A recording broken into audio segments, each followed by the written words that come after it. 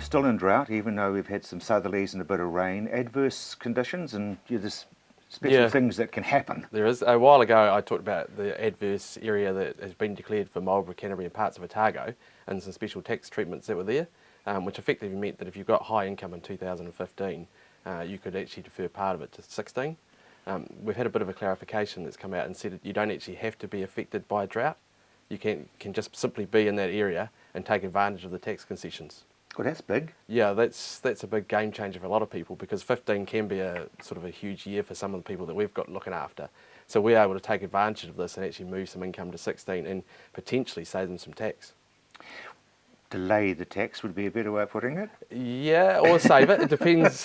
Depends on how they're structured. So, like for a company, for example, you really are just delaying it.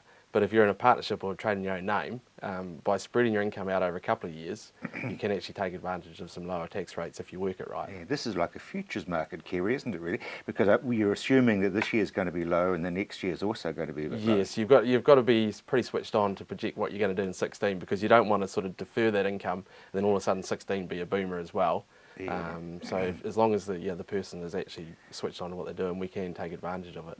That's why we've got chartered accountants, Kerry Exactly. Adams. Yes. Yeah. So, but the important thing is you've got to talk to your accountant as they're doing your tax return. Once you've done your tax return, it's too late. Yep. So we're looking here at provisional tax for next year and that being reduced? Yeah, that will be impacted. You'll save on use of money interest if you have such a big boom. IRD can take the argument, well, you should have paid some tax previously, so we're going to charge you interest, so you can actually minimise the cost of that as well. So there's all sorts of things that actually disappear if you do it right. And you're not expected to know off your own head, so you do go and see your chartered accountant. You need to sit down with your accountant, yes. So in the crux, it's basically where the adverse conditions are, and you don't actually have to prove suffering. No, you don't have to. You just basically have to be in that area. So it's pretty simple now. That's good. Evasion of tax, still the Inland Revenue are rightly very, very focused on it. Yes, they're going at it hard, and they've actually just gone ahead and caught a guy and had him up before the courts. He hadn't filed 9 tax returns and 18 GST returns for himself and his company.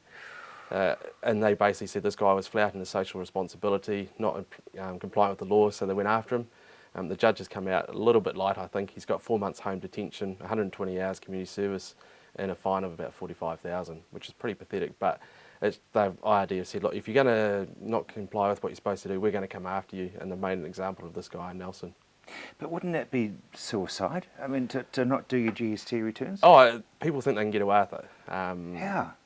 No idea. It's just bizarre to us. They'll keep chasing you and chasing you. So this guy would have had a lot of chances. IRD would have been at him, but he's just totally ignored it. And he tried to hide behind a company in his son's name and did all sorts of little tricks. But they knew who he was and what he was doing, and he got caught. I mean, the bottom line is to me that, and I've been involved with being behind with IRD, that they'll bend over backwards to help you. Oh, exactly. They'll help any way they can. They'll encourage you, obviously, to go to your accountant first. If you think, oh, I'm a bit embarrassed or I don't really want to pay the accountant, they'll even send someone out and sit down with you and actually help you do it. I had that. Yeah. Literally, and I said, well, I haven't opened anything that's got IRD on the outside of the envelope, Yes. because I just don't want to face it. And he said, well, you're 9/10 of the people he deals with are like that. Yeah, exactly. And they've got a lot of officers that are trained like that. They understand what people are like. They know it's a bit of a scary thing. Oh, I've got behind. Oh, it's scary. It's terrifying. Yeah, and they'll work with you. It's just you've got to cooperate as well. If you don't and you just dig your toes in, well, you'll pay the price. Bottom line is, if you owe money to anybody, you owe that money. Yes. Yep. You can't get away with it. It's not just IRD. Yeah. I mean, it's the guy who. Exactly. At some point, someone's going to come knocking on your door and get that money. So you might as well just deal with it up front. Yeah, and let's be reasonable and not think that they're idiots. Exactly. Yes. Exactly. So that comes really back to IRD and debt collection, doesn't it? Yeah. They're stepping that up, and they've been doing that, for the last couple of years, and so they've got a lot of options. So the first thing is obviously they'll write to you when you don't file your return. If you get into that point, you should be talking to your accountant and just saying, hey, look, I need a hand, can't afford it, whatever. Don't ignore the letters that come out. If you do, then expect to get phone calls, and they'll put what they call their contact team onto you, and their job is to get the money. So they're either going to expect payment in full, or they're going to go for some sort of an instalment arrangement. You can try and ignore them. They'll keep progressing and keep chasing you. If they can't get a hold of you, then they'll go to the accountant, and obviously the accountant's going to try and get hold of you as well. And really is up to you to talk to the IRD. There was this time, Kerry, that IRD could go into your bank account and take money Yes, out. they still can, and it's basically a stealth type method. And it's not just your bank account either.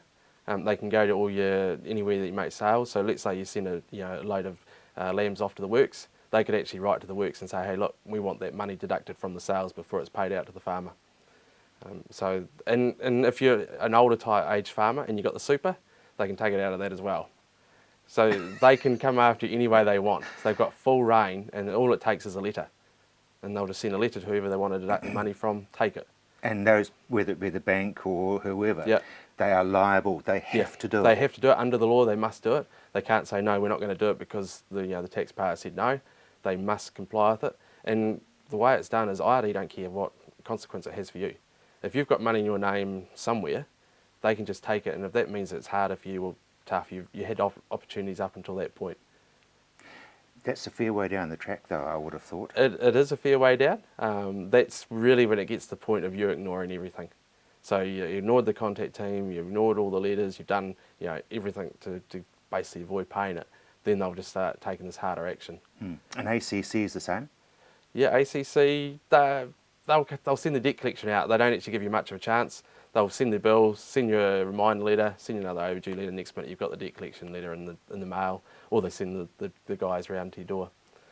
But for them, they're pretty easy to negotiate with.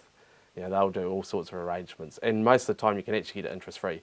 So you can use the government's money to fund your business for a period of time, which is what we recommend for everybody. That's it. Yeah, we don't. We say to people, if you get an ACC bill, don't pay it in full.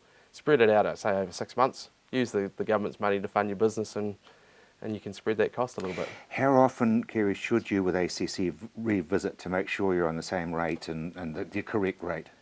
If you're on just standard ACC, then every time the invoice comes out from them, just have a look at what they're doing. If you're new to the business, they will put you down as manufacturing as default, because that's one of the highest rates, and so therefore you obviously need to get hold of them. If you're on one of their sort of special sort of cover plus extra, then it really is every time the policy comes up for renewal. And if you're a worm farmer, you're in trouble. Yes, yeah. Yes, there's a few little controversies around that one. I think that'll be sorted out sooner rather than later. Yes, indeed. But it all comes back really to talking to your chartered accountant. Yep, your accountant should always be your first port of call if you're in a bit of trouble. If you're struggling to file a return, or even if you can't pay, give them a call, because we've got the avenues into IRD, ACC. We can even help you with actually your suppliers as well, just negotiate. We've got the skills, we know how to do it. And that's why you do 40 hours of learning every year. Exactly, yes. Yeah. Kerry, thanks very much indeed.